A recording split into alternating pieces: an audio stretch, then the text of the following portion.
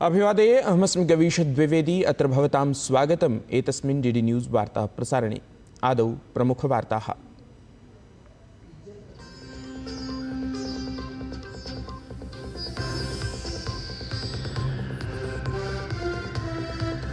मालदीव देशस्य राष्ट्रपतिः मोहम्मद मुइज्जु इत्येषः 5 दिवसीय भारतयात्रायाम् अद्य नवदिल्लीं प्राप्नुयात्। प्रधानमन्त्रिणा मोदिना सह परस्परं हितविषयेषु क्षेत्रीयान्ताराष्ट्रियप्रकरणेषु भवेत् चर्चा।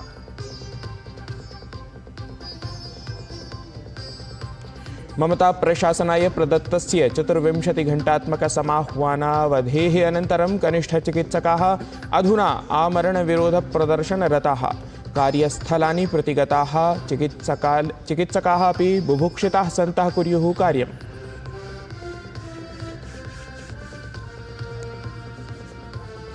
उत्तरप्रदेशस्य मुख्यमंत्री योगी आदित्यनाथः अद्य प्रयागराजे आगामि महाकुंभाय प्रतीकचिह्नं वेबफलकं तन्त्रांशं च समुद्घाटयेत्। अधिकारिभिः जनप्रतिनिधिः सह कुर्यात् सज्जतानां समीक्षणम्।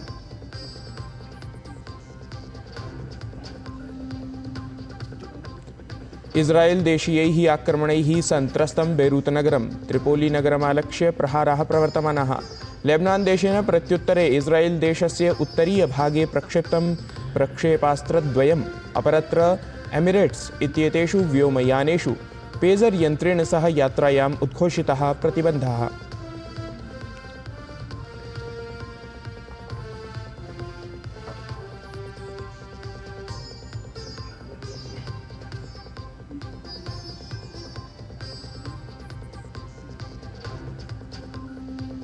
महिला T20 क्रिकेट इत्येतस्यां विश्वचषकस्पर्धायाम् अद्य भारत-पाकिस्तान-दलयोः भवेत् सामुख्यम्।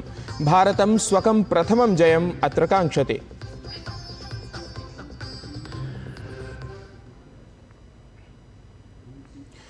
प्रधानमन्त्री मोदी महाराष्ट्रप्रवासावधौ राज्याय विविधाः विकासपरियोजनाः गतदिने उपायनीकृतवान्। तत्र मुख्यतया मुम्बई-महानगरे मेट्रो लाइन 3 इत्येतस्याः परिवहनसेवायाः उद्घाटनम् अपि प्रधानमन्त्री अकरोत्। एषा हि सेवा 14,000,000,000 निर्मिता अस्ति। प्रधानमन्त्री BKC मेट्रो स्थानकतः सांताक्रूज इत्येतत् स्थानकं यावत् यात्राम् अपि कृतवान्। एतस्मिन् च अवसरे असौ सहयात्रिभिः सह संवादं कृत्वा तेषाम् अनुभवान् अपि श्रुतवान्। प्रधानमंत्री कृषक सम्मान निधेः 18 क्रमिकं देयराशिम् अपि प्रकाशितवान्। तत्रैव एकस्यां जनसभायां प्रधानमंत्री उद्धव ठाकरे इत्येतमालक्ष्य निन्दितवान्। सः उक्तवान् यत् राष्ट्रवादविषये सबलं सुदृढं च कथयन्तः कांग्रेस संगमवाप्य अधुना तुष्टीकरणम् आश्रयमाणाः दृश्यन्ते।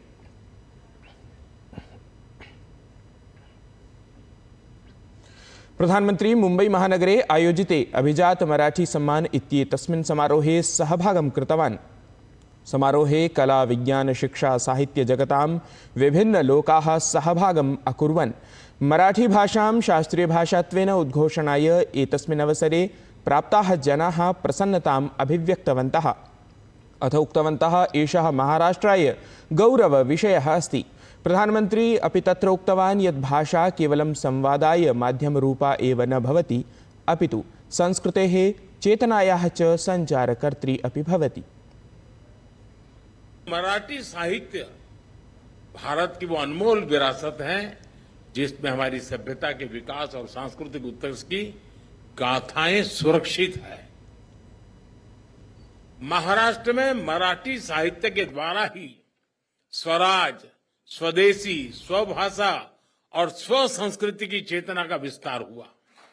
स्वतंत्रता आंदोलन के दौरान शुरू हुए गणेश उत्सव और शिव जयंती के कार्यक्रम, वीर सावरकर जैसे क्रांतिकारियों के विचार, बाबा साहब आंबेडकर का सामाजिक समता आंदोलन, महर्षि कर्वे का महिला सशक्तिकरण अभियान, महाराष्ट्र का औद्योगिकरण, कृषि सुधार के प्रयास, इन सब की प्राण शक्ति मराठी भाषा थी।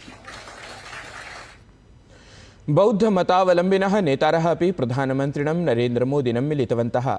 एते हि पाली मराठी भाषे समेत्य पञ्चभाषाभ्यः शास्त्रीयभाषात्वेन घोषणाय प्रधानमन्त्रिणं प्रति आभारं प्रकटितवन्तः।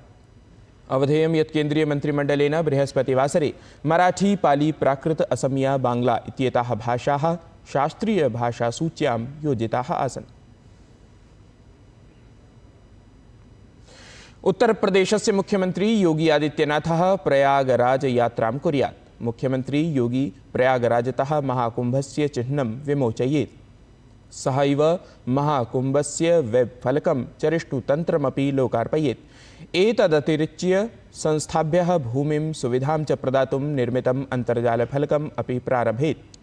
तत्रैव मुख्यमंत्री योगी आदित्यनाथः प्रयागराजस्य ICC सभागारे महाकुंभ 2025 इत्यस्य कार्यसमीक्षोपवेशनमपि कुर्यात्। अवधेयं यत् महाकुंभ 2025 इत्येतस्य उत्तरप्रदेशस्य प्रयागराजनगरे आयोजितं भवेत्।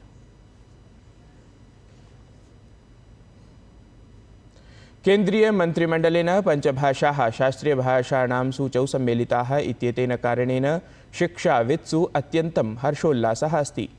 नवदिल्लीस्थितस्य केन्द्रीयसंस्कृतविश्वविद्यालयस्य बौद्धदर्शनपाली विभागस्य आचार्यः डॉक्टर प्रफुल्लगढपालः केन्द्रप्रशासनस्य एतस्य निर्णयस्य स्वागतं विहितवान्।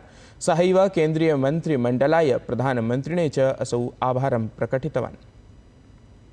यह निश्चित रूप से एक ऐतिहासिक अवसर है और इसके कारण समस्त पाली प्रेमियों में बहुत ही हर्ष की लहर फैल चुकी है।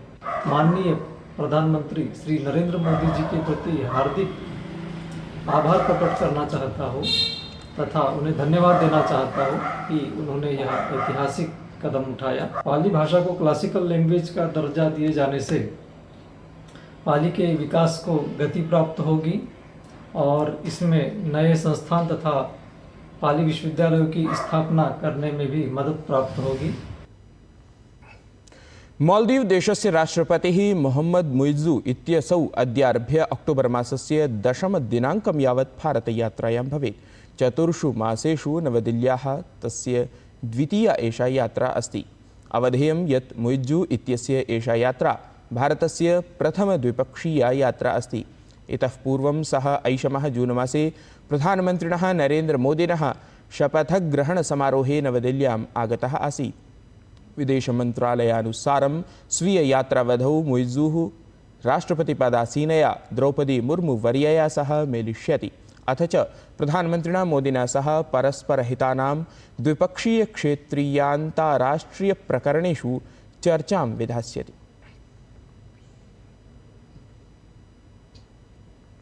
हरियाणा विधानसभा निर्वाचनार्थं मतदानं शान्तिपूर्णरीत्या सम्पन्नतां गतम्। राज्ये विधानसभा निर्वाचनावधौ प्रतिशतं प्रायः 60% मतदानं जातं। सर्वेषु 90 विधानसभासनेषु एकस्मिन् चरणे एव मतदानम् अभवत्। भाजपा कांग्रेस इत्येतयोः दलयोः प्रतिदलं 89 आसनेषु प्रत्याशिनः नैर्वाचनरणे सन्ति।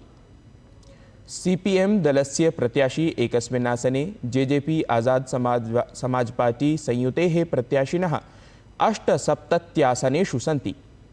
आम आदमी पार्टी इति दलस्य 88 प्रत्याशिनः निर्वाचने भागं गृह्णन्ति। हरियाणा विधानसभा निर्वाचनार्थम् आहत्य 63,100 प्रत्याशिनः नैर्वाचनरणे सन्ति। एतेषु 1,100 संख्याकाः महिलाः सन्ति। अवधेयं यत् अक्टोबर मासस्य 8 दिनाङ्के हरियाणा राज्ये मतगणना भविष्यति। हरियाणा विधानसभा निर्वाचने सर्वेभ्यः 90 आसनेभ्यः शनिवासरे शान्तिपूर्णरीत्या मतदानं सम्पन्नं जातम्। एतस्मिन् अवधौ हरियाणा राज्यस्य मुख्यमन्त्री नायब सिंह सैनिः कुरुक्षेत्रस्य ज्योतिसरमन्दिरे पूजनं कृतवान्। हरियाणा राज्यस्य मुख्यमन्त्री नायब सिंहः कुरुक्षेत्रे उक्तवान् यत् अक्टोबर मासस्य 8 दिनाङ्के भाजपादलं पूर्णबहुमतेन निर्वाचनं जेष्यति। तेन उक्तं यत् गत 10 वर्षेषु हरियाणाप्रदेशे समाजस्य प्रत्येकं वर्गस्य कृते कार्याणि जातानि। अथ क्षेत्रवादात्, परिवारवादात्, भेदभावात् च मुक्तिं प्रापयितुम् अस्माकं प्रशासनेन बहुकार्यं कृतम्। कोलकातास्थिते आर्जीकर चिकित्सालये महिलाचिकित्सिकायाः दुष्कर्महत्या प्रकरणं विरुध्य प्रदर्शनं कुर्वन्तः कनिष्ठचिकित्सकाः अधुना आमरणविरोधप्रदर्शनं कुर्वन्तः सन्ति। ममता प्रशासनपक्षतः तेषां याचनानां प्रतिक्रिया न प्राप्ता, अतः ते आमरणविरोधप्रदर्शनस्य घोषणां कृतवन्तः। प्रथमचरणे 6 कनिष्ठचिकित्सकाः आमरणविरोधप्रदर्शने उपविष्टाः आसन्। चिकित्सकपरिवाराय त्वरितन्यायः, स्वास्थ्यसचिवस्य पदात् अपसारणं, प्राशासनिकचिकित्सालयेषु पर्याप्तसुरक्षादिव्यवस्थाः समेत्य नैकाः याचनाः तेषां सूच्यां सन्ति। विदेशराज्यमन्त्री पवित्रा मार्गेरिट् इत्येषः ग्रेनेडादेशस्य यात्रायामस्ति। मार्गेरिट् इत्येषः ग्रेनेडादेशस्य प्रधानमन्त्रिणं डिकॉन मिशेल इत्येतं मिलितवान्। तत्रैव विदेशराज्यमन्त्री ग्रेनेडादेशस्य गवर्नर जनरल पदासीनां डेम सेसिल ला ग्रेनेट इत्येताम् अपि अमिलत्। एतस्मिन् अवसरे तदीयभव्यस्वागताय असौ नेतृत्वं प्रति आभारं प्रकटितवान्।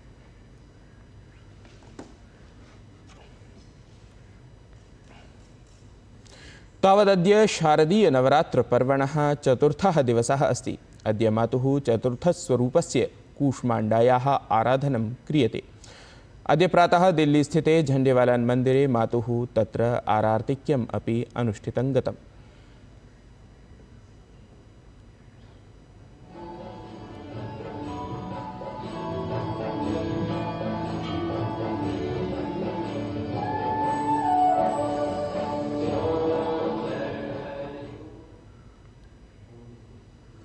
प्रिय वीक्षकाः, सर्वान् संस्कृतानुरागिजनान् वार्तावलीवीक्षकान् च वयं सविनयं विज्ञापयामः यत् वार्तावल्याः नूतनस्य अङ्कस्य पुनः प्रसारणम् अद्य प्रातः 7:30 डीडी न्यूज़ वाहिन्या एव भवेत्।